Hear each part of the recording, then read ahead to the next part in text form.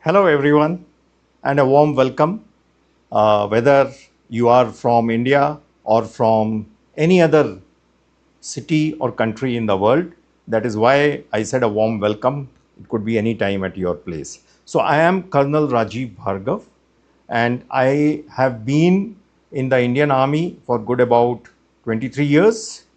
Then I have worked with the Indian School of Business for 13 years.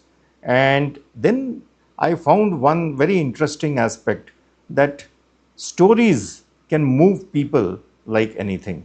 And that is why I got motivated by that and I started my own company by the name of Leaders Weave Stories. And today I'm going to talk about a very important person, right? She has moved storytelling from performance skills to leadership infrastructure. Well, she is Esther Choy, founder and CEO of the Leadership Story Lab. She is the author of two books, Let the Story Do the Work and Winning Without Persuasion. She is a contributor to Forbes, Harvard Business Review, and The Entrepreneur. She has taught at Kellogg's School of Management's Executive Education. And in her clients is really mouth watering, if I may say. Her clients are Allstate, United Airlines, Kraft, SC Johnson, Chicago Mercantile Bank, Tyson Foods, and so on. And she's known for two core frameworks. One is the T squared approach, that is transaction into transformation, and the other is IRS. Well, it is no revenue service, it is an acronym for intriguing beginning, a riveting middle, and a satisfying end.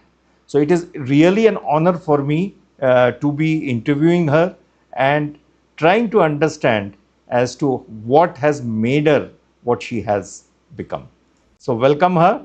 Hello, Esther. How are you? How is Chicago treating you? I'm good, good morning, good afternoon, good evening from all the viewer listeners. Yes, Chicago is a great city. It is May 1st. Unfortunately, it's still very cold. So I'm very honored to be starting today with this interview with you because I know this is going to be invigorating and exciting, and I look forward to learning from you too, Colonel. Okay, great. For the listeners, if I may bring in, we have some questions for Esther. We will be going along, and at towards the end, there is going to be a rapid fire because I am from the armed forces, so I have to fire rapidly. Without firing rapidly, I'm telling you, there is no fun. So, Esther, let's start from the beginning. Okay. My first question is that you have spent now good about 15 years helping leaders tell better stories, if I'm not wrong. But I want to start at the very beginning. Was there a moment early in your career when you saw the power of a story change something in the room? A deal, a relationship, a decision, and then you thought, this is what I need to study. Over to you. What a great question. If I may, I would flip the question. Instead of witnessing the power of a story moving progress forward or cementing a deal, I would actually like to share an example of an absence of story and the consequences of it. I was an admission officer at the University of Chicago, Booth School of Business, and my colleague and I have read thousands and thousands of applications every single year because it's one of the top programs in the country. And we've also very unusually offered during the summer in 2005 and 2006 denied feedback. So, denied feedback are 15 minutes conversation by phone and in which we run over what was the strength of the application, what were the weaknesses, and should the applicants decide to reapply, then they have something that they can act upon. Well, the first hour we open up, six of us, we rotate every single day. We have 78 slots. It's filled. And because it's very unusual to get denied feedback from the very people who made the decisions. But you would think that this is pretty straightforward. In a way, it is, and in a way, it is not. Because so many applications have 750 out of 800 GMAT score, 3.79 or equivalent, difficult engineering majors, and work for all the big firms and great letter of recommendation, so on and so off. It's actually very hard to say something constructive. The real honest answer, Reggie, is we don't know. You look great right now. Why didn't we admit you? And there's so many of these cases. And later on, after I left the school from being the admissions officer, and actually I became an MBA student myself at Kellogg, I sent the students and I realized that, you know, yes, they're very well qualified. They have all the right credentials, but so are thousands of other people. A few people did manage to get admitted. They also have great qualifications and credentials. So why those people, a small percentage, and a vast majority of them get rejected? And as I reflected, I'd realized the ones that are admitted all have a compelling narrative. We couldn't have met every single one of them, all six of us, but collectively we decided that, we can see that person being in our school. We can see them thrive as students, and we can see them contribute as alumni. So that's the difference. When there are qualifications and credentials, those are important and get you one foot in the door. But it is the story that gets you to the table. Awesome.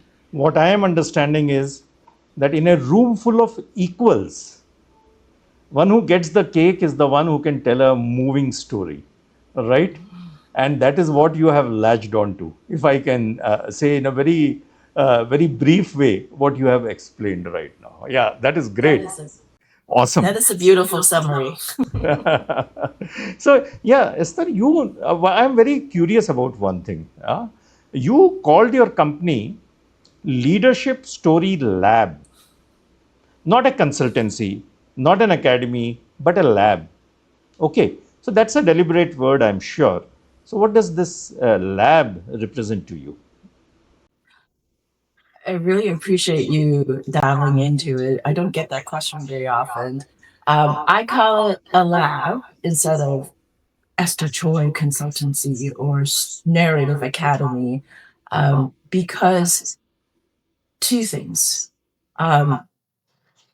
Story is an art,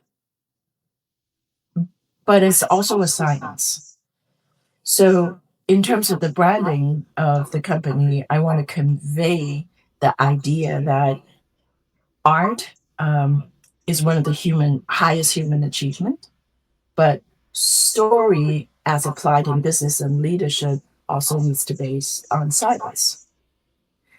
The second reason why I wanted to call it a lab is because especially nowadays, but not when I founded it 16 years ago, it is very easy to copy someone. Oh, here's a great storyteller. Here are a couple of great formulas. Why don't I just go copy it? Because clients I work with, they did not come from the humanity backgrounds. They did not come from the arts background, and but they recognize the need for great stories, but they're strapped with time.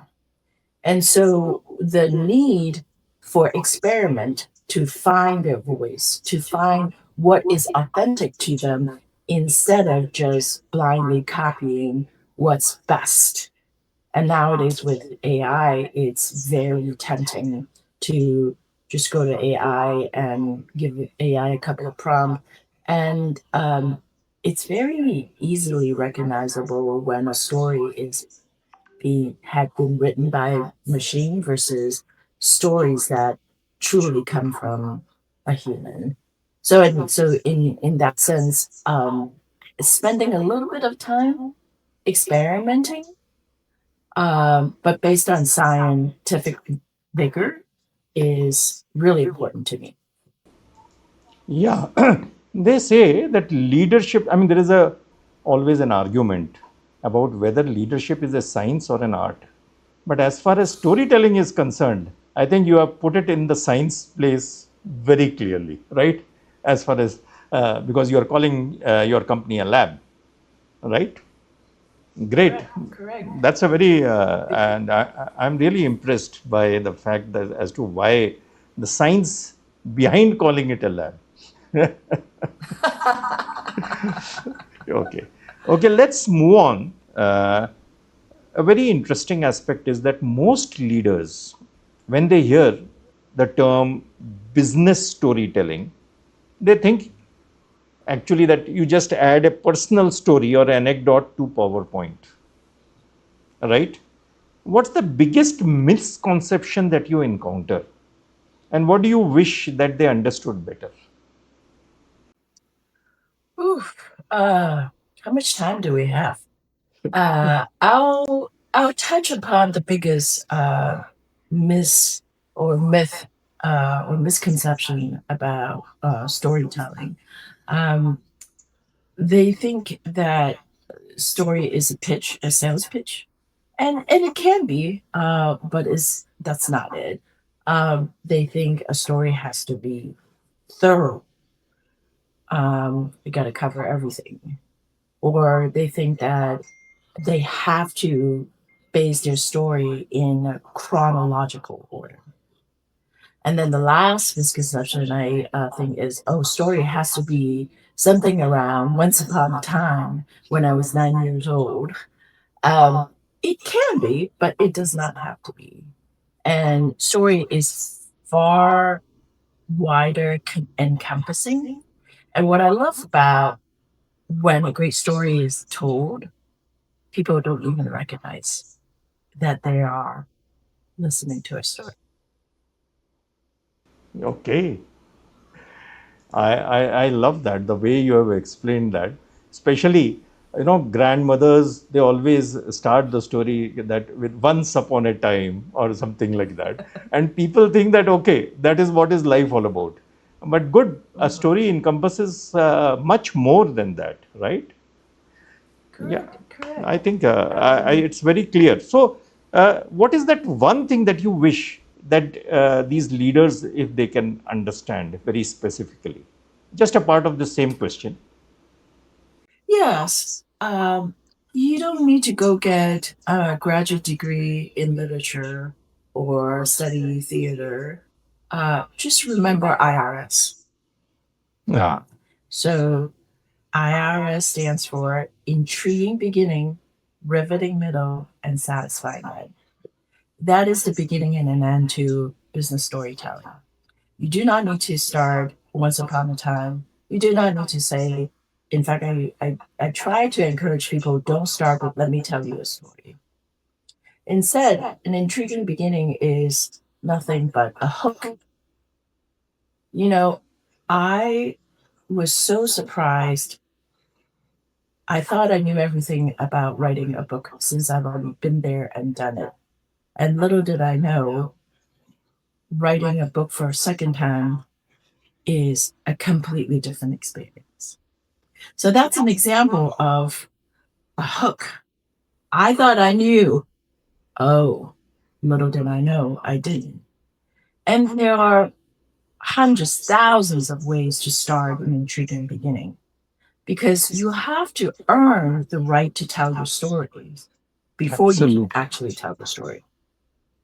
And so once you did, though, then you can get into the main part, riveting middle. And that by that I would mean that maintain tension, because tension is what gets you attention. So, for example, I underestimated how long, as well as how singularly focused I must be. I underestimated that during that very year that I was to dedicate myself to writing this book, that year was huge transitions for every single member of my family. And I also underestimated how difficult it is to turn down clients. So it's not easy to live like a hermit while trying to stay in business. However, the important thing, so this is a quick example of what a riveting middle is. And then at the very end is a satisfying end, because we humans need closure. So, what do I mean by how do we close a business story?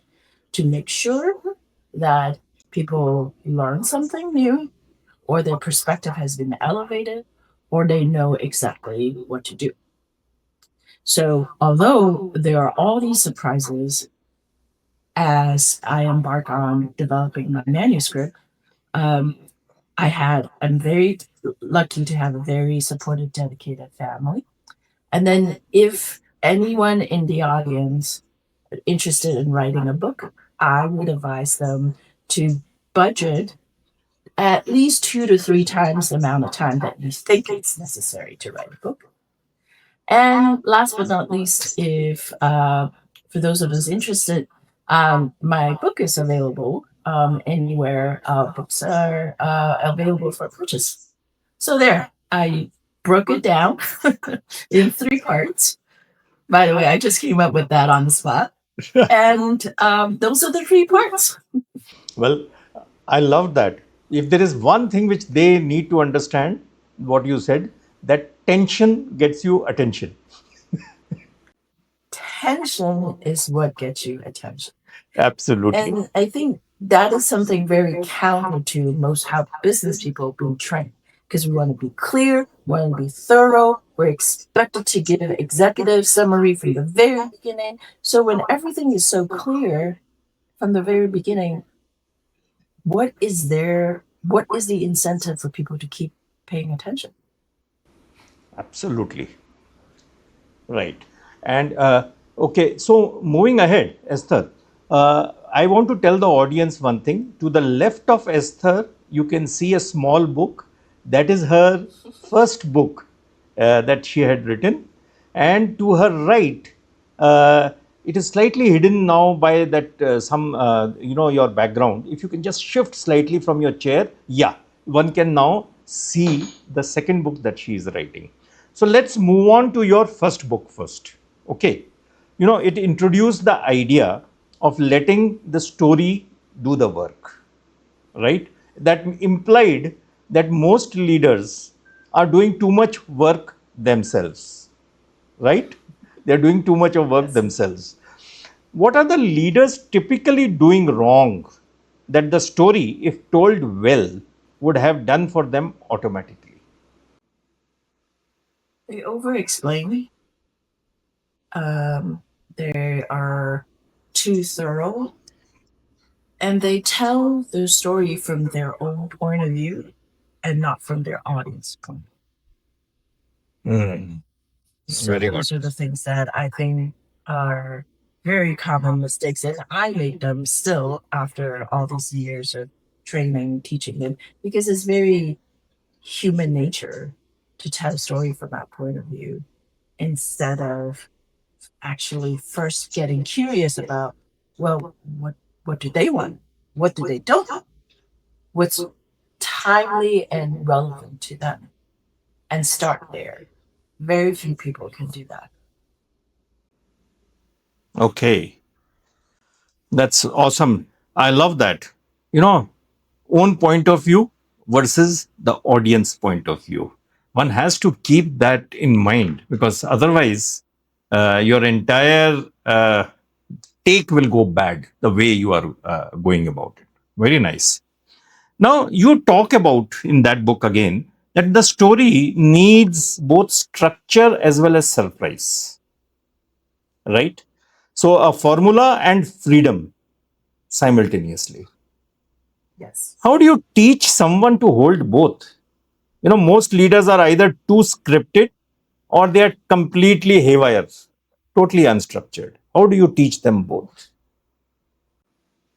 So when I insist on clients using IRS, there's a structure to hold you. So let's say you're going to a theme park, there's lots of attractions, and I don't know where to go, which site to visit first, but I give them a path. So then they know they can wander, but they always know where is the starting point. They can wander where they can even carve the path in a very spontaneous way, but they know where the ending point ought to be. So the irony is this thing we call structured creativity. It's structured, but it's creative. Now the creative part comes from the question.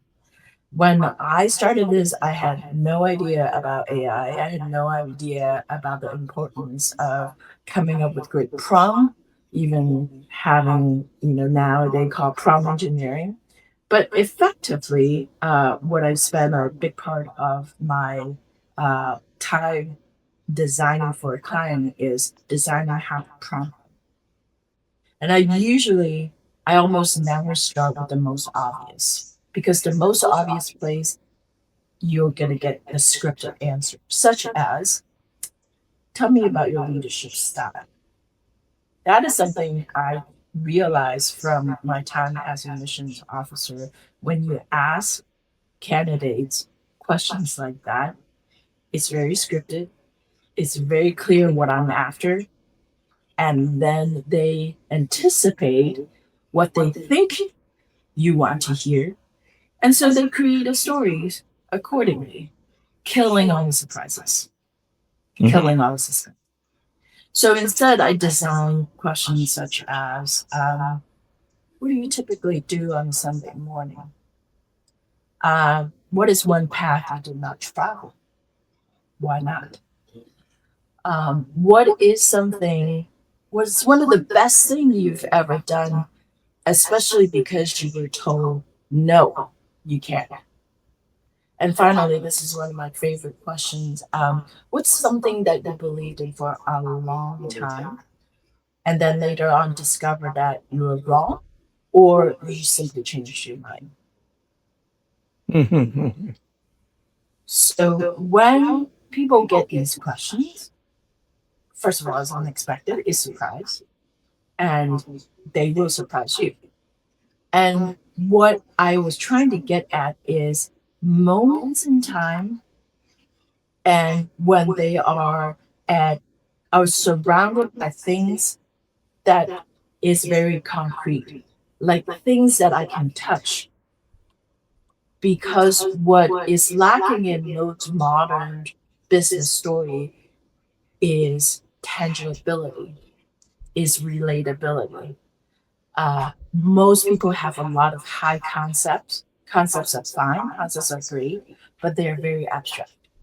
So without balancing it with tangibility, it's very hard to bring your audience. Wow, that's a great point that you have brought about. Huh? That tangibility is much more important than just being abstract.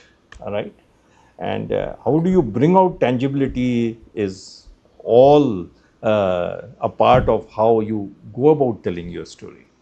That's a very great insight, I must say. Right. So, if we now move on to the key aspect, and that is your forthcoming book, Winning Without Persuading. That's a significant evolution, right, from your first book, if I may say. Like book one was about telling your story better, while book 2 is seeming to say that stop trying to persuade altogether, instead, help others discover their story. I mean, you are now moving to the next level, if I may say. So, what shifted in your thinking between these two books? It might seem like that winning without persuading is a contradiction statement. At first, I was advocating through let the story do the work. Here's why telling story is a great idea. Here's how. But in the intervening 8 to 9 years between these two books, I realized a few things. Number one, everybody's vying for everybody else's attention. Everybody wants to talk. Number two, as everybody's attention is gearing towards how do I get someone to follow me? How do I get people to listen to me? How do I get people to believe in me? Um, they're forgetting that we also need to be listeners too.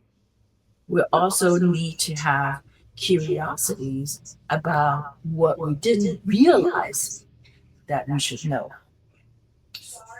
And so, what I also realize, and this is only can be provided by time and observation, and that is when people feel listened to, when people feel that they're being interested, they open up.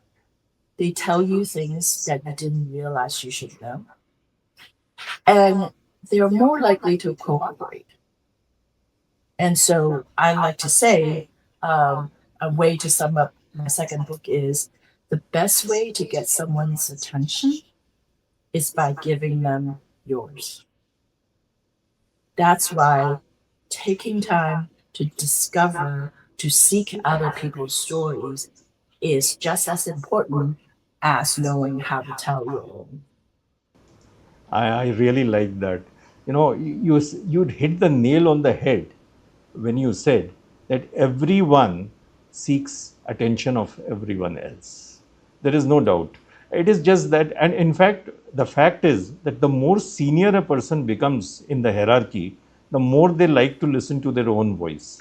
But your book, as per you, what you are saying, that they should listen to others' voice. They are the true leaders who listen to the other's voice. How beautifully you have brought it across. Well, so now you argue, I mean, that is what you have argued in the book, that most transformative leaders aren't, they are not supposed to be taking the spotlight, right? They are inviting others into it. Now, in a world which rewards confidence, assertive leadership, isn't that a hard sell to a CEO or maybe to a general of the army? I agree with you on the surface because there's the archetype of a leader. The person is confident, strong, expert in one domain, and can articulate a vision and convince people to follow. What this is why the lab, the science part, is important because in my research for the book, I've discovered that there is a whole body of research, repeated findings that things have been changing. In fact, things have been changing for at least 20 years. So, for example, one study uh,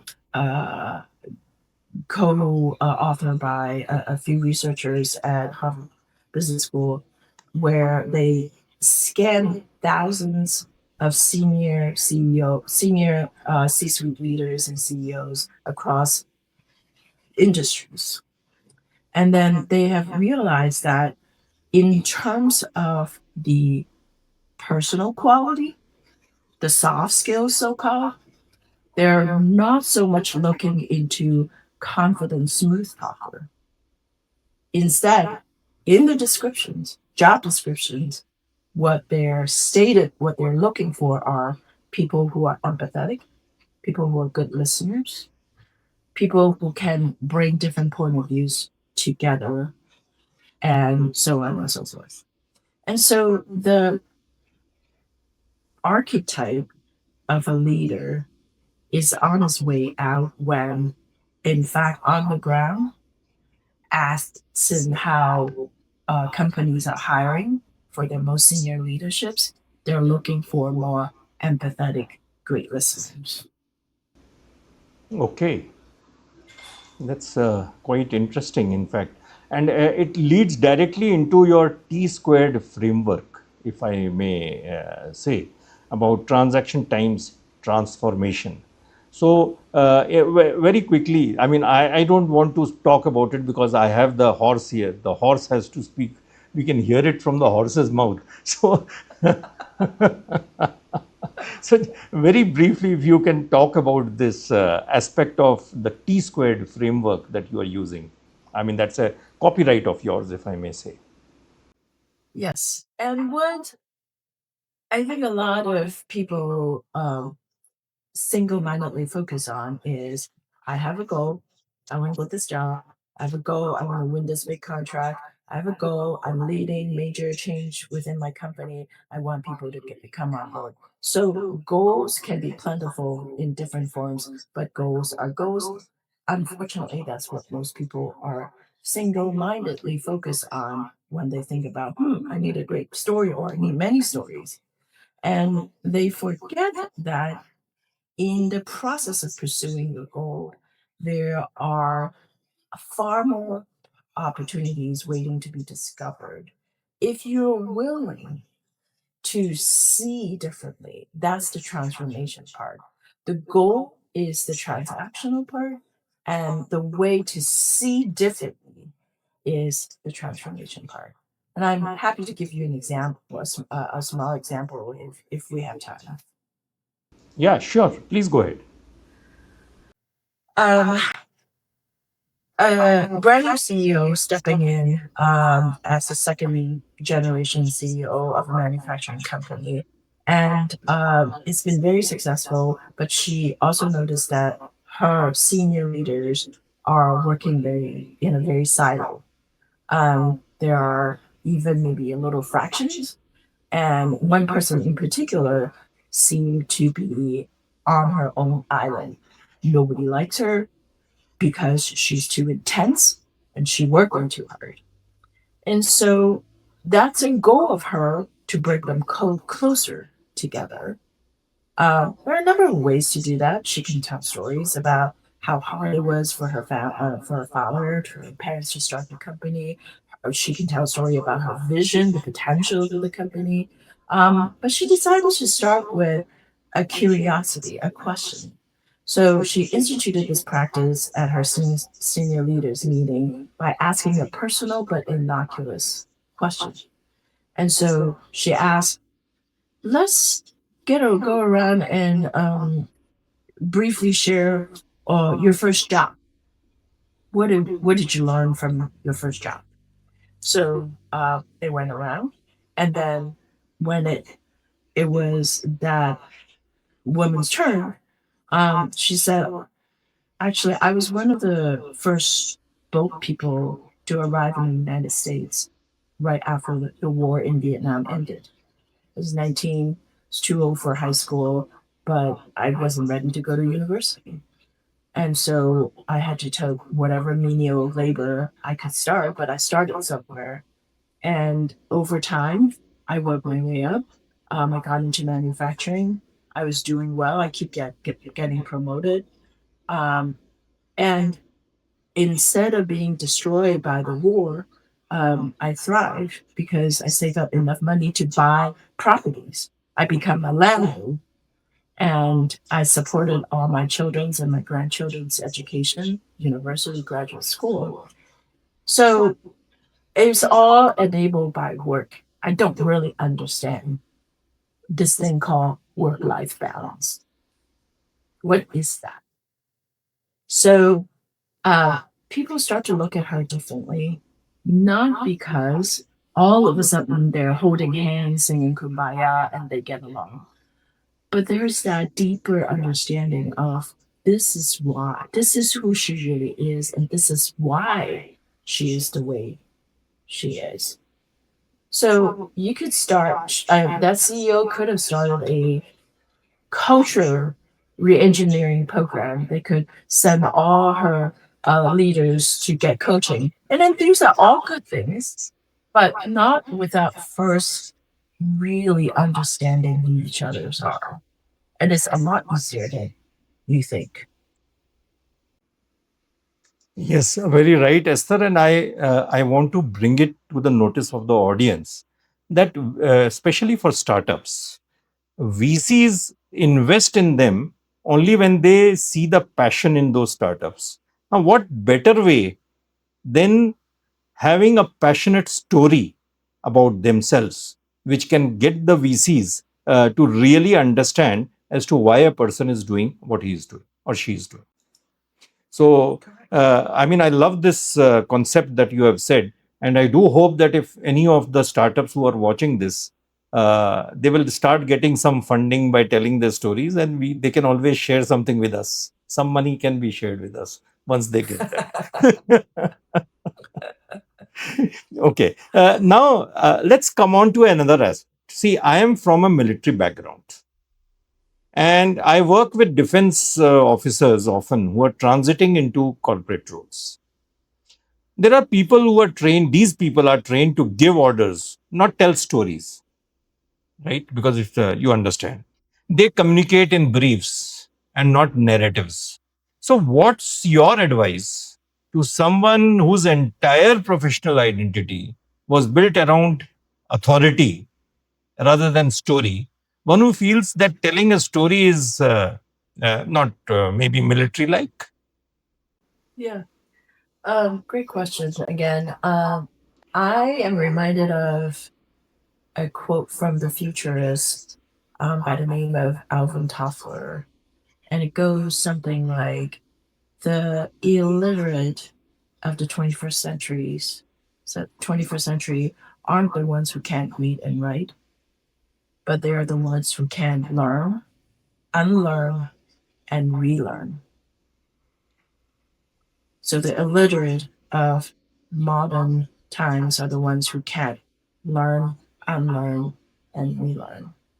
And I think I don't need to say anymore about the emergence of technology and the speed that they're emerging and how much that necessitates us constantly learning, unlearning, and relearning. But even apart from that, once we remove ourselves from one context and move to another, it's very worthwhile to pay attention to what are the power structures and influence structures that enable you to work the way you always have, and that is no longer there. And so in the military, hierarchy is so clear. And what I think would be very important is clear command, clear chain of orders. Outside of the military, though, there is still hierarchy, there are still organizational structures, but the power dynamic and the influence are no longer there. And so I think then if we find ourselves in a similar situation, then it's very worthwhile to first pay attention to what is different and what has changed and what is something that you're used to relying on that is no longer there to serve you. And that's why curiosity is so important. And apart from relying on ranks and hierarchy, um, generally people are much more willing to work hard for you, go the extra miles for you when they feel that you are a leader that they respect. You are, there's a saying here that goes something like manager makes me feel like they're important, but leaders make me feel like I am important. And so again, the same thing, going back to the best way to get someone's attention is by giving them yours. So give your attention to your subordinates and your colleagues and teammates. I promise you, you'll be delighted and surprised by how much attention and curiosity will be reciprocated to you. Very interesting. Actually, I loved this, what you said. This is especially for the military leaders. Learn, unlearn, relearn. And that loop should continue, right? And try and make the person in front of you actually feel important, feel a part of whatever that you are doing. And I'm sure, because basic humans nature remains the same, whether it is armed forces or in the civilian background. So this is a new way to learn and relearn, maybe, and get on with your way the things are. Thank you. I think, Esther, this was nice. Now I want to move on to something interesting now. I mean, everything was interesting. This is slightly differently interesting, because somebody may ask me, does it mean that other things were not interesting? No. So, see, India has a extraordinary oral storytelling tradition, right from the Mahabharata, if you have heard about it, to this villages where people used to tell their kathas, their stories. Yet, you'll find in boardrooms and business schools out here that leaders default to bullet points and data decks. I mean, bullet point and slides upon slides upon slides. So, what is it about this formal professional training that strips storytelling out of people, literally? And how do we put it back? What are your thoughts on that? I think it is two unfortunate phenomenons happening concurrently. The first one is that our humanity is slowly being stripped away bit by bit over a long stretch of time. And you pointed out to that exactly. Number two is humans tend to keep doing the same thing that don't work for them. But I think entrenched habit and protocol, I think keep people from breaking out of it. When you know it doesn't work, stop doing it. Try something else. And I think these are forces that hold back change. And so I am not the Silicon Valley. I'm not of the Silicon Valley, move fast and break things. That's not my personal ethos at all. Instead, I'd advocate for small changes, but being consistent, but being also persistent. So, like that example of the second generation CEO who wants to implement a lot of change with the company that now she takes over, um, it could be something as small as start a different rituals when you have your bi-weekly or monthly meeting with your senior leaders. Start with, instead of, okay, welcome, here's the agenda, here's the goals, here's what we have to tackle today. Start with asking everybody a great questions. And if you do it consistently, do it persistently, people noticed. And then what's nice about when you have the positional power, what you do tends to get copied by others.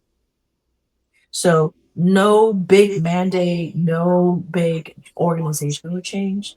It's a lot of small but effective and persistent behaviors that will then make a huge difference, that will really change the direction of the ship. Okay, very nicely brought out. And that's, I hope that people understand the importance of storytelling as a part of their fabric, rather than something which is imposed over the audience just because you have to tick mark okay, oh, I have to tell a story. So you go about adding the story which has got no sense, no meaning, nothing to be about that.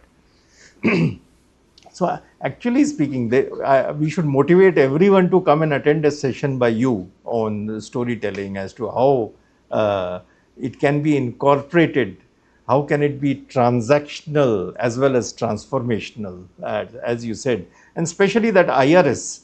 Can you very briefly tell us, I mean, somehow it has not come in here, this IRS concept that you are talking about, very quickly if you can tell us about that. Sure. So stands for intriguing beginning. R stands for riveting middle, and S stands for satisfying end. And so in the beginning, um, don't try not to do introductions, try not to even say thank you, and try not to definitely take care of housekeeping logistic. Because in the beginning, it's where attention tends to be at its peak. And then if you cover things that are boring, necessary, but they're boring, you're inadvertently sending the signal to people that I don't need to pay attention. It's boring. However, if you start with a hook in the form of a conflict, a contrast, or contradictions, then you have people at their edge of their seats. Then you will have earned their right to tell their story. Tension is what gets you attention. And so I will then say the necessary introductions, the gratitude, the agenda, and so on and so forth. But immediately move to what is necessary, but what maintained that tensions. Now, a lot of whether it's presentation or even meeting or pitches, where they fail is that they just have the middle. It's not even riveting. It's just middle, middle, middle, middle. There's no intriguing beginning. There's no satisfying end. So there's no bookend to the important message.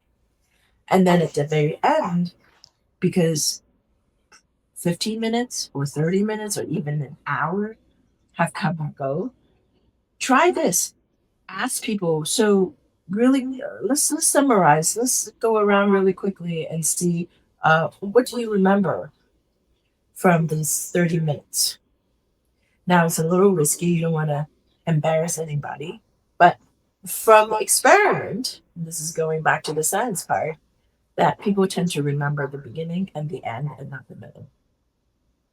And that's why at the end, we want to make sure we remind them what's something new they've learned, what's been a perspective that has been elevated, and very importantly in business, what action should they take after having listened to your presentation and know your story.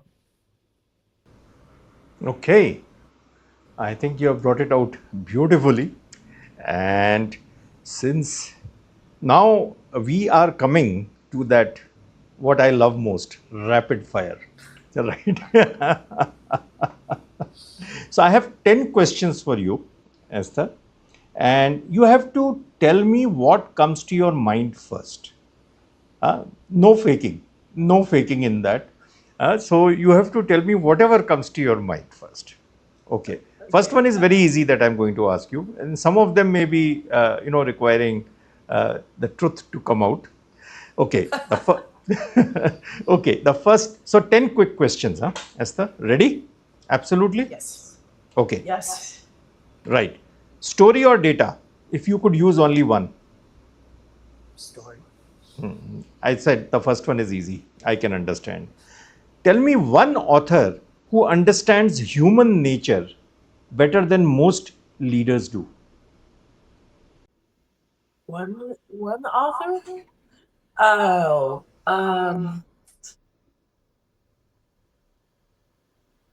whew, I think I would say David Brooks. Okay. He has been a political social commentator in the U.S. for quite some time, and yeah, I would say David Brooks. Okay. Third question. One word leaders overuse in presentations. It's true. It's true. Okay, okay, that's true. Actually, that's true.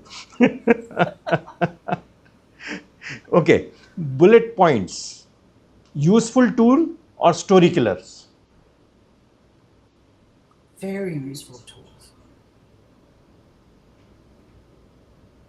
Okay, right. I don't want to hear anything more. So, very useful tool.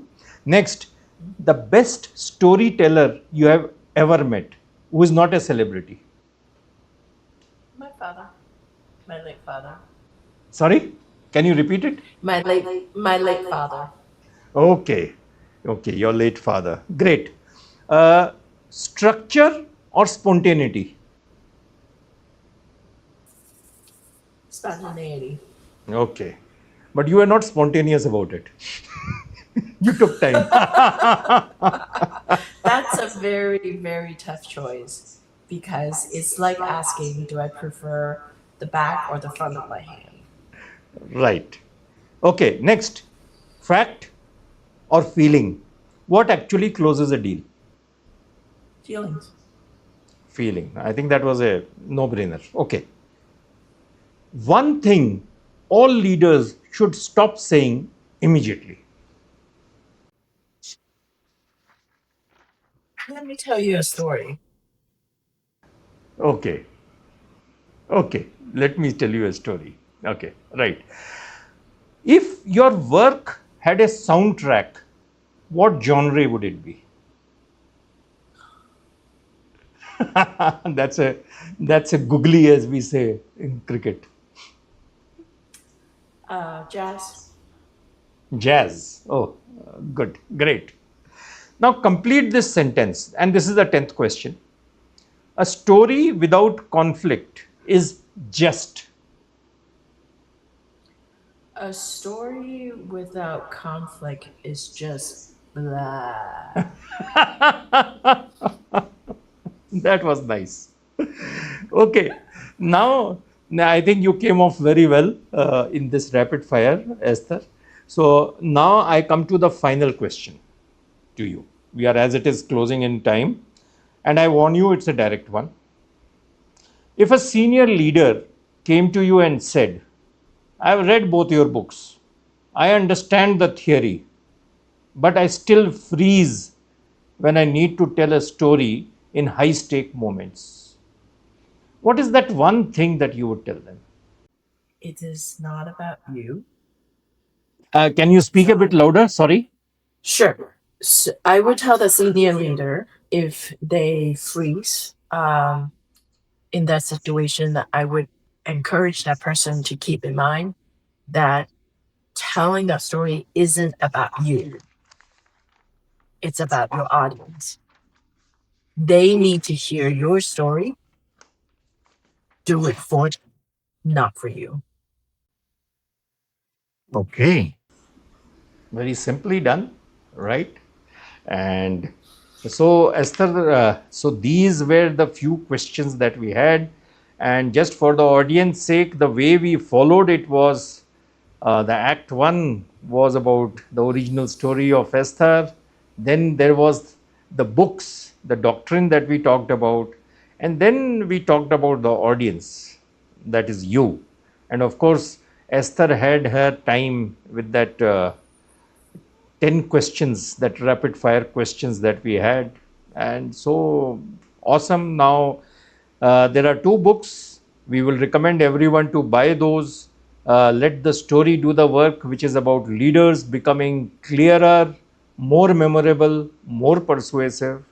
And then there is Winning Without Persuading, where you encourage leaders to become more curious, more observant, more capable of drawing the truth from their colleagues, right?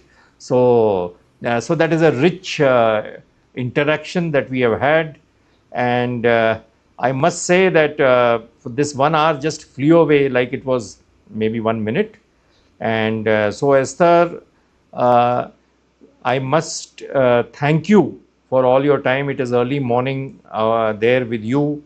And for the audience, I'm sure that now that they have got the taste of it, things would be much better for them, and they would be really interested in finding your name through the social media and other such aspects, and following up with you. And I do hope that a lot of people buy your books. All right. Thank you.